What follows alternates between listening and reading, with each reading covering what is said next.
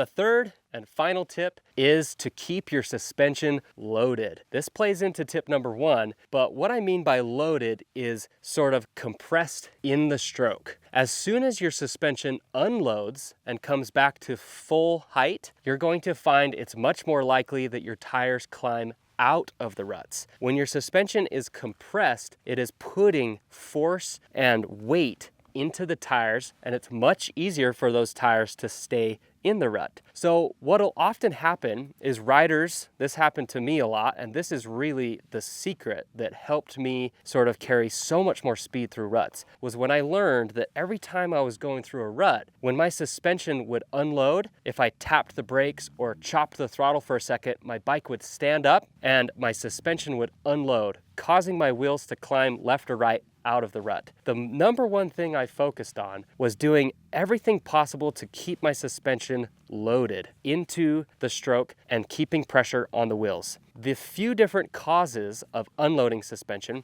are either letting off the gas or tapping the rear brake a lot and sort of having a disruption, I usually call it, in the corner. Anything that disrupts your sort of smooth momentum is going to cause that suspension to unload. The biggest one is when riders are going through a rut, they find that they're carrying a little too much speed, they're going faster than they wanted to, so they let off the gas, tap the brakes really hard, and what this does is cause the motorcycle to stand back up. All three of these tips go hand in hand with each other to help you ride through ruts faster, okay?